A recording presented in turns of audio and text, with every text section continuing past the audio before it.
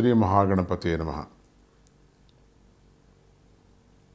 ಯಾಕೋ ಇವರಿಬ್ಬರೂ ನೋಡಿದ ಕೂಡಲೇ ಬಾಕಿಯವರಿಗೆಲ್ಲ ಭಯ ಆಯಿತು, ಹನುಮಂತನಿಗೆ ಮಾತ್ರ ಭಯ ಆಗಿಲ್ಲ. ಅವನ ಹೃದಯ ಕರಿಗೆ ಹೋಗಿಬಿಡ್ತು, ಹನುಮಂತನ ಹೃದಯ ಮೆತ್ತಗಾಗಿಬಿಡ್ತು ಅಂತ ನಾವು ಅಂದ್ಕೊಂಡ್ವಲ್ಲ. ಅವನ ಮನಸ್ಸಿನಲ್ಲಿ ಒಂದು ರೀತಿಯಾದ ಒಂದು ಸಂತೋಷ ಬಂತು ಅವರಿಬ್ಬರು ನೋಡಿದ ಕೂಡಲೇ ಅಂತ ನಾವು ಮಾತಾಡ್ಕೊಂಡ್ವಲ್ಲ ನಾವು. ಆದರೆ ಸುಗ್ರೀವನು ಮಾತ್ರ ಭಯದಿಂದ ಓಡೋಗ್ಬಿಟ್ಟು ಗುಹೆ ಒಳಗೆ ಅವಿತ್ಕೊಂಡ್ಬಿಟ್ಟ. ಏನಾರು ಎಷ್ಟು ಸಾಕಿದ ನಾಯಿ ಆಗಿದ್ರೂ ಕೂಡ, ಎಷ್ಟು ಬಲ ಇದ್ದರೂ ಕೂಡ ಪಟಾಕಿ ಶಬ್ದಕ್ಕೆ ಕೆಲವು ನಾಯಿಗಳು ಓಡೋಗುತ್ತೆ, ಕುಯ್ ಕುಯ್ ಕುಯ್ ಅಂದ್ಕೊಂಡು. ಅವಕ್ಕೆ ಆ ಶಬ್ದ ಕೇಳೋಕ್ಕಾಗೋದಿಲ್ಲ. ಮಕ್ಕಳು ಅಷ್ಟೇ ಓಡೋಗುತ್ತವೆ.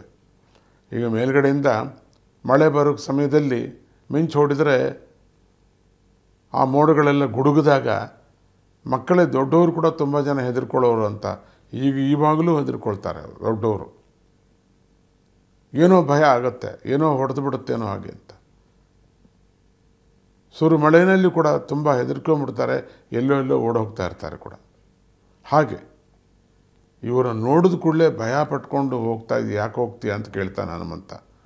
ನೀನು ಅಷ್ಟೊಂದು ಭಯ ಪಡಬೇಕಾಗಿಲ್ಲ, ದೃಢಕಾಯರೇನೋ ಹೌದು, ಅವರು ಚೆನ್ನಾಗಿದ್ದಾರೆ, ಆದರೆ ಸೌಮ್ಯ ಮುಖ ನೋಡಿ ಹೇಗಿದೆ. ಬಿಲ್ಲನ್ನು ಹಿಡ್ದಿಲ್ಲ ಅವರು, ಹಿಡ್ಕೊಂಡು ಸುಮ್ಮನೆ ಭುಜಕ್ಕೆ ನೇತಾಕೊಂಡಿದ್ದಾರೆ. ಏನಾದ್ರು ಹಿಡ್ಕೊಂಡಿದ್ದರೆ ಏನೋ ನಮಗೆ ಹೆದರ್ಕೋಬೇಕಾಗಿತ್ತು ನಾವು. ಸುಗ್ರೀವನು ಅವರಿಬ್ಬರನ್ನು ನೋಡು, ನೀನು ನನಗಿನ್ನು ಅಷ್ಟೊಂದು ಧೈರ್ಯ ಹೇಳ್ತಾ ಇದ್ರು ನೋಡು, ನೀನು ಅವರ ಹೆಜ್ಜೆಗಳು ನೋಡು, ಅವರ ಒಂದೊಂದು ನೋಟ ನೋಡು ಹೇಗಿದೆ ಅಂತ. ಅದರಿಂದಲೇ ಗೊತ್ತಾಗ್ಬಿಡುತ್ತೆ. ಈಗ ಕುದೀತಾ ಇರ್ತಕ್ಕಂಥ ಆಗಿದೆಯೋ ಇಲ್ಲೋ ಅಂತ ಹೇಳೋಕ್ಕೆ ಒಂದು ಅಗಳು ಹಿಡ್ಕೊಂಡ್ರೆ ಸಾಕು, ಎಲ್ಲ ಅಷ್ಟು ಆಗಿದೆ ಅಂತ ಅರ್ಥ. ಅನ್ನ ಆಗಿದೆಯಲ್ಲೋ ಅಂಥೇಳಿ ಆ ತಪ್ಪಲೆಯಲ್ಲಿರ್ತಕ್ಕಂಥ ಎಲ್ಲ ಒಂದು ಅಗಳನ್ನು ಹಿಡ್ಕೊಂಡು ಮೆತ್ತಗೆ ಮಾಡಬೇಕಾಗಿಲ್ಲ. ಹಾಗೆ ನೋಡಪ್ಪ, ಸುಮ್ಮನೆ ಅವರ ಒಂದು ನಡಿಗೆ ನೋಡೋ ಹಾಗೆ ಅಂತ.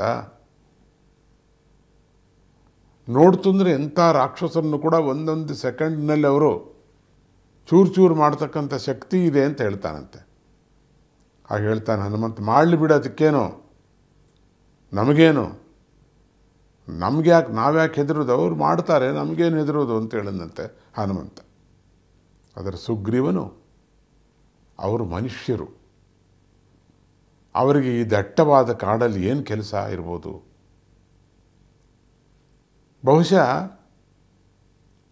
ನನ್ನ ಅಣ್ಣ ವಾಲಿ ನನ್ನನ್ನೇನಾದ್ರು ಸಾಯಿಸೋದಕ್ಕೋಸ್ಕರವಾಗೇ ಇವರನ್ನು ಇಲ್ಲಿಗೆ ಕಳಿಸಿದ್ದಾನೆ ಅಂತ ಗೊತ್ತಾಗ್ತದೆ. ಇಂಥ ವೀರರನ್ನು ಕಳಿಸಿದ್ದಾನೆ. ಅವರು ಬೆಟ್ಟ ಹತ್ತಿ ಬರ್ಬೋದು, ಅವ್ರಿಗೇನು ಶಾಪ ಇಲ್ವಲ್ಲ. ಅದಕ್ಕೆ ಏನಾಗುತ್ತೋ, ಇಂಥ ಬಲಾಢ್ಯರನ್ನು ಮನುಷ್ಯರ ಆಕಾರದಲ್ಲಿ, ಮನುಷ್ಯರೇ ಸಂದೇಹ ಇಲ್ಲ ನನಗೆ, ಆದರೆ ಇಂಥ ಕಾಡಿನಲ್ಲಿ ಇಷ್ಟೊಂದು ದೂರ ನಡ್ಕೊಂಡು ಬರ್ತಕ್ಕಂಥ, ಪಟ್ಟಣದಿಂದ ನಡ್ಕೊಂಡು ಬರುವಂಥದ್ದೇನಿದೆ, ಇಲ್ಲ, ನಮ್ಮ ಅಣ್ಣನೇ ಕಳಿಸ್ಬಿಟ್ಟಿದ್ದಾನೆ. ನನಗಿನ್ನು ಕೊನೆಗಾಲ ಆಗಿಬಿಟ್ಟಿದೆ, ನಮ್ಮನ್ನೇ ಹುಡುಕ್ತಾ ಇದ್ದಾರೆ, ಸಂದೇಹ ಇಲ್ಲ ಅಂತಂದಂತೆ. ಆಗ ಹನುಮಂತನು, ಅಲ್ಲಪ್ಪ, ಆ ದಶರಥನ ಮಕ್ಕಳು ಯಾರೋ ಹೆಂಡತಿಗೋಸ್ಕರ ಹುಡುಕ್ತಾ ಇದ್ದಾರೆ ಅಂತ ವಿಷಯ ಕೇಳಿದವರೆಲ್ಲ ಅವರೇ ಇರಬೇಕು ಅಂತೇಳಿ ನಾವೆಲ್ಲ ಕೇಳಿದ್ದೀವಿ ತಾನೆ. ಕಾಡೇ ಮಾತಾಡ್ಕೋತಿದೆ. ಇಬ್ಬರು ಮನುಷ್ಯರು ದಟ್ಟಕಾಯವಾಗಿರೋ ಜೋರಾಗಿರ್ತಕ್ಕಂಥವ್ರು ಹುಡುಕ್ತಾ ಇದ್ದಾರೆ ಅನ್ನೋದು ನಾವು ನಿನ್ನೆ ಮೊನ್ನೆಲ್ಲ ಕೇಳಿದ್ವಿ ಕತೆ. ಅವರೇ ಇರ್ಬೋದು ಅಂತ ಕಾಣುತ್ತೆ. ಸುಗ್ರೀವನು, ಅವರು ಕ್ಷತ್ರಿಯ ರಾಜಕುಮಾರರು. ಇವರನ್ನು ನೋಡಿದರೆ ಒಳ್ಳೆ ಭಿಕಾರಿಗಳ ರೀತಿ ಇದ್ದಾರಲ್ಲ.